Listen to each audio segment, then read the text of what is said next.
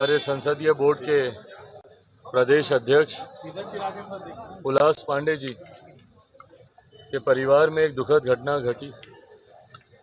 उनके सुपुत्र की जिस तरीके से एक दुर्घटना में उनकी असामयिक उनका निधन हुआ, मैं अपनी तरफ से, अपनी पार्टी की तरफ से उनको, उनके परिवार के प्रति संवेदनाएं प्रकट करता हूं। मैं जानता हूं कि ये दुख इतना बड़ा है कि किसी भी शब्द से उनका दुख ये कम नहीं हो सकता, पर इस घड़ी में लोक जनशक्ति पार्टी रामविलास पूरी मजबूती से उनके परिवार के साथ खड़ी है। आज विशेषतः सत्र चल रहा था, दिल्ली में कमेटी की भी एक आध बैठक थी। कल हमको आना था पटना, कल पटना में कार्यक्रम है। जमुई में प्रधानमंत्री जी कुछ योजनाओं का उद्घाटन करेंगे। 6 तारीख को खगड़िया में कार्यक्रम है। कटिहार भी जाना है जहाँ पे घटना घटी। पर आज आने का विशेषता कारण ही यही रहा कि जिस तरीके से उल्लास जी के परिवार में ये घटना घटी, अभी वहीं पर हम लोग जाएंगे, उनके परिवार से मुलाकात करने। घाट पर शायद इस वक्त लेकर गए, तो हम लोग वहाँ पर जाएंगे। तो अपनी तरफ से, पार्टी की तरफ से उनके परिवार को संभावनाएं देते हैं और ईश्वर दिवंगत आत्मा शांति प्रदान करे, ये प्रार्थना करते हैं। अब कोई सवाल आपके? राहुल गांधी को आज सुप्रीम कोर्ट से मोदी संडे में बड़ी राहत मिली है, क्या कहेंगे? भाई इसमें कहना क्या है, न्यायालय की एक न्यायिक प्रक्रिया का हिस्सा है। सुप्रीम कोर्ट से ने जिस तरीके से उनकी सज़ा पर रोक लगाई, यकीनन उससे उनकी जो सदस्यता है संसद की, वो सदस्यता उनकी वापस होती है और सज़ा देने का भी काम न्यायालय के द्वारा ही किया गया था। हाई कोर्ट ने उनको सज़ा दी थी, सुप्रीम कोर्ट के द्वारा उस सज़ा पे रोक लगाई गई। ये न्यायिक प्रक्रिया का हिस्सा है। अगर कुछ तथ्य और सामने आएंगे तो उसी आधार पर न्यायालय अपना आदेश देगा। कल जिस तरह से ललन सिंह षड्यंत्र के तहत राहुल गांधी को ऐसे फंसाया गया था। भाई षड्यंत्र के तहत फंसाना राजनीतिक मापदंडों में तो समझ में आता है कि आरोप प्रत्यारोप आप लगा सकते हैं, बट जहाँ पे जुडिशरी इन्वॉल्व है उसमें इन बातों का उल्लेख करना कहीं ना कहीं आप जुडिशियल सिस्टम पे आप उंगली उठाते हैं, जो कि कहीं से भी उचित नहीं है। न्यायालय पे हम सबका भरोसा है और बड़े से बड़े विवादित मसलों पर हम लोगों ने न्यायालय पे ही विश्वास किया है कि जो उनका वर्डिक्ट आएगा उसका हम लोग सम्मान करेंगे। तो ऐसे में जब आप आरोप लगाते हैं कि कोई षड्यंत्र रचा गया, ये कहीं ना कहीं न्यायालय को, जुडिशरी को गलत दिशा में दिखाता है। ये गलत है। उस वक्त भी जिस तरीके से तथ्य सामने आए, हाई कोर्ट के द्वारा ये आदेश दिए गए, सुप्रीम कोर्ट ने उस पर रोक लगाई, उस वक्त भी हम लोगों ने फैसले का सम्मान किया था। आज भी हम लोग फैसले का सम्मान करते हैं। आप कल जिस तरह से संसद में ललन सिंह का वक्तव्य आया, उस पर क्या कहेंगे, जो बीजेपी के सांसदों पर? भाई आप अपनी बातों को रखें, उसमें कहीं किसी को एतराज़ नहीं है और सदन का पटल ही इस बात के लिए। और हम लोग तो चाहते हैं भाई कि सदन में जितनी ज़्यादा बहस हो उतना अच्छा है। मणिपुर के विषय को लेकर भी हम लोग एक लंबे समय से हम लोग चाहते थे कि बहस हो, पर वो प्राथमिकता विपक्षी दलों के लिए कभी रही नहीं।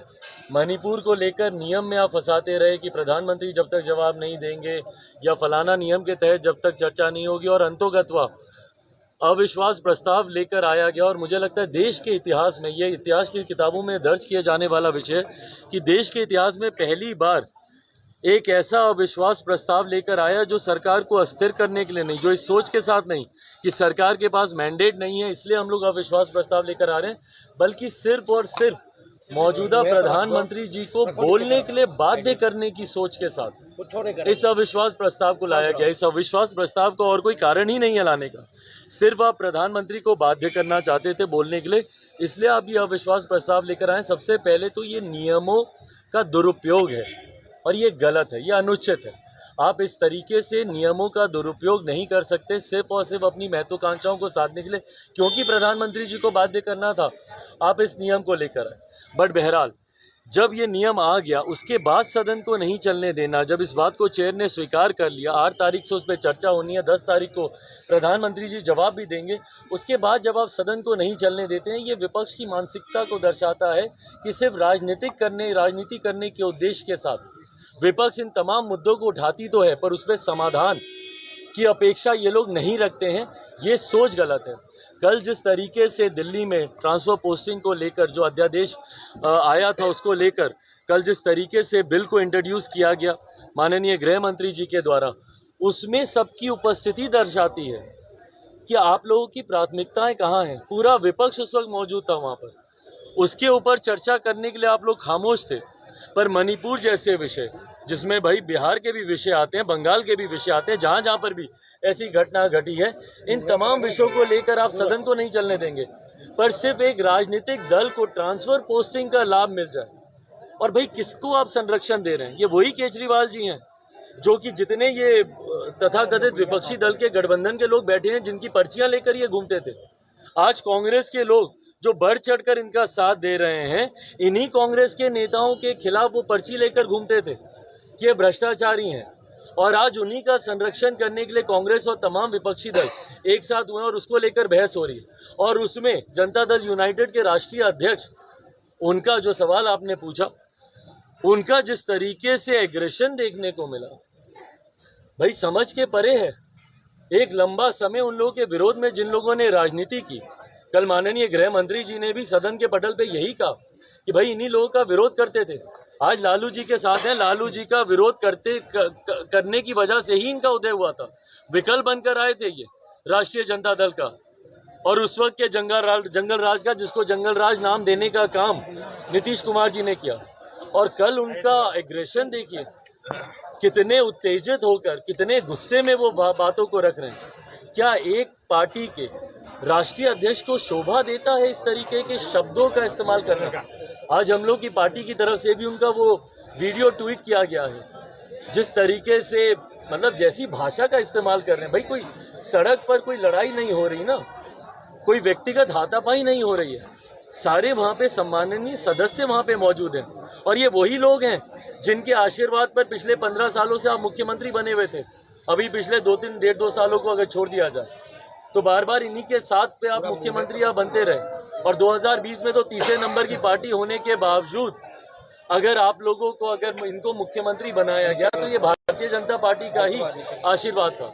और जिस तरीके से भी ये बातों को रख रहे हैं, कहीं से भी किसी पार्टी के राष्ट्रीय अध्यक्ष की तो ये भूमिका कम से कम नहीं थी। चिराग जी, आशा कर्मी लंबे समय से संघर्ष कर रही हैं, उनकी तरीके से हमारी पार्टी के वरिष्ठ मजबूत नेता, हमारे संसदीय बोर्ड के प्रदेश अध्यक्ष उल्लास पांडे जी के परिवार में एक दुखद घटना घटी। उनके सुपुत्र की जिस तरीके से एक दुर्घटना में उनकी असामयिक उनका निधन हुआ, मैं अपनी तरफ से, अपनी पार्टी की तरफ से उनको, उनके परिवार के प्रति संवेदनाएं प्रकट करता हूं। मैं जानता हूं कि ये दुख इतना बड़ा है कि किसी भी शब्द से उनका दुख ये कम नहीं हो सकता। पर इस घड़ी में लोक जनशक्ति पार्टी रामविलास पूरी मजबूती से उनके परिवार के साथ खड़ी है। आज विशेषतः सत्र चल रहा था दिल्ली में, कमेटी की भी एक आध बैठक थी। कल हमको आना था पटना, कल पटना में कार्यक्रम है। जमुई में प्रधानमंत्री जी कुछ योजनाओं का उद्घाटन करेंगे। 6 तारीख को खगड़िया में कार्यक्रम है। कटिहार भी जाना है जहाँ पे घटना घटी। पर आज आने का विशेषता कारण ही यही रहा कि जिस तरीके से उल्लास जी के परिवार में ये घटना घटी, अभी वहीं पर हम लोग जाएंगे उनके परिवार से मुलाकात करने। घाट पर शायद इस वक्त लेकर गए, तो हम लोग वहाँ पर जाएंगे।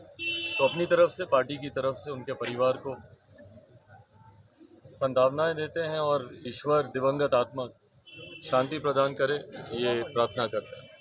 अब कोई सवाल आपके? राहुल गांधी को आज सुप्रीम कोर्ट से मोदी संडे में बड़ी राहत मिली है, क्या कहेंगे? भाई इसमें कहना क्या है, न्यायालय की एक न्यायिक प्रक्रिया का है।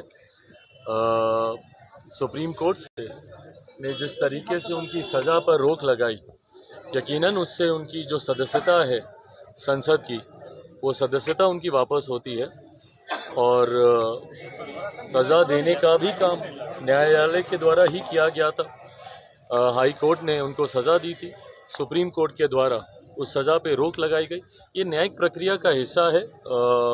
अगर कुछ तथ्य और सामने आएंगे तो उसी आधार पर न्यायालय अपना आदेश देगा। कल जिस तरह से ललन सिंह षड्यंत्र के तहत राहुल गांधी को ऐसे फंसाया गया था। भाई षड्यंत्र के तहत फंसाना राजनीतिक मापदंडों में तो समझ में आता है कि आरोप प्रत्यारोप आप लगा सकते हैं, बट जहाँ पे जुडिशरी इन्वॉल्व है उसमें इन बातों का उल्लेख करना कहीं ना कहीं आप जुडिशियल सिस्टम पे आप उंगली उठाते हैं, जो कि कहीं से भी उचित नहीं है।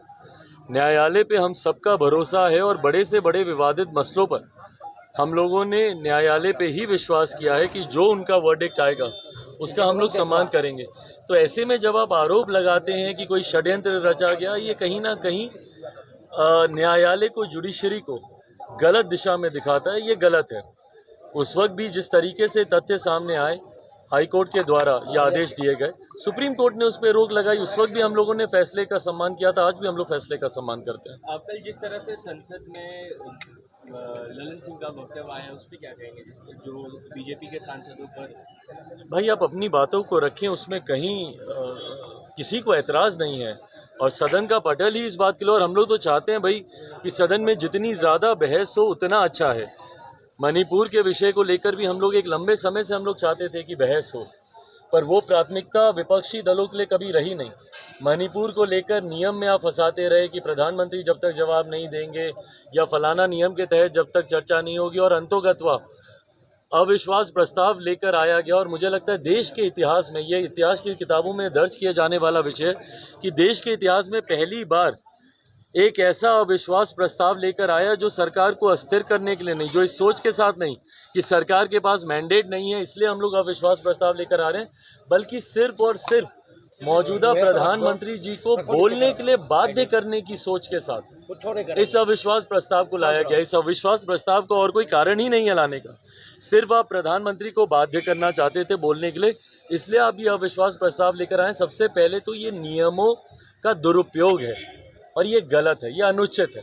आप इस तरीके से नियमों का दुरुपयोग नहीं कर सकते सिर्फ और सिर्फ अपनी महत्वाकांक्षाओं को साधने के लिए, क्योंकि प्रधानमंत्री जी को बाध्य करना था आप इस नियम को लेकर आए। बट बहरहाल जब ये नियम आ गया उसके बाद सदन को नहीं चलने देना, जब इस बात को चेयर ने स्वीकार कर लिया, 8 तारीख से उस पर चर्चा होनी है, 10 तारीख को प्रधानमंत्री जी जवाब भी देंगे, उसके बाद जब आप सदन को नहीं चलने देते हैं, ये विपक्ष की मानसिकता को दर्शाता है कि सिर्फ राजनीति करने के उद्देश्य के साथ विपक्ष इन तमाम मुद्दों को उठाती तो है पर उस पर समाधान की अपेक्षा ये लोग नहीं रखते हैं।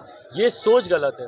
कल जिस तरीके से दिल्ली में ट्रांसफ़र पोस्टिंग को लेकर जो अध्यादेश आया था, उसको लेकर कल जिस तरीके से बिल को इंट्रोड्यूस किया गया माननीय गृह मंत्री जी के द्वारा, उसमें सबकी उपस्थिति दर्शाती है कि आप लोगों की प्राथमिकताएं कहाँ हैं। पूरा विपक्ष उस वक्त मौजूद था वहाँ पर, उसके ऊपर चर्चा करने के लिए आप लोग खामोश थे।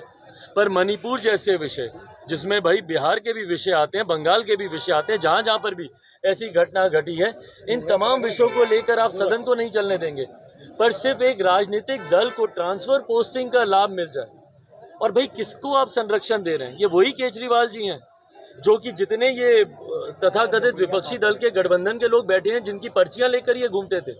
आज कांग्रेस के लोग जो बढ़ चढ़कर इनका साथ दे रहे हैं, इन्हीं कांग्रेस के नेताओं के खिलाफ वो पर्ची लेकर घूमते थे कि ये भ्रष्टाचारी हैं, और आज उन्हीं का संरक्षण करने के लिए कांग्रेस और तमाम विपक्षी दल एक साथ हुए और उसको लेकर बहस हो रही है। और उसमें जनता दल यूनाइटेड के राष्ट्रीय अध्यक्ष, उनका जो सवाल आपने पूछा, उनका जिस तरीके से एग्रेशन देखने को मिला, भाई समझ के परे है। एक लंबा समय उन लोगों के विरोध में जिन लोगों ने राजनीति की, कल माननीय गृह मंत्री जी ने भी सदन के पटल पे यही कहा कि भाई इन्हीं लोगों का विरोध करते थे, आज लालू जी के साथ हैं, लालू जी का विरोध करने की वजह से ही इनका उदय हुआ था। विकल्प बनकर आए थे ये राष्ट्रीय जनता दल का, और उस वक्त के जंगल राज का, जिसको जंगल राज नाम देने का काम नीतीश कुमार जी ने किया। और कल उनका एग्रेशन देखिए, कितने उत्तेजित होकर, कितने गुस्से में वो बातों को रख रहे हैं। क्या एक पार्टी के राष्ट्रीय अध्यक्ष को शोभा देता है इस तरीके के शब्दों का इस्तेमाल करना? आज हम लोग की पार्टी की तरफ से भी उनका वो वीडियो ट्वीट किया गया है, जिस तरीके से मतलब जैसी भाषा का इस्तेमाल कर रहे हैं। भाई कोई सड़क पर कोई लड़ाई नहीं हो रही ना, कोई व्यक्तिगत हाथापाई नहीं हो रही है, सारे वहाँ पे सम्माननीय सदस्य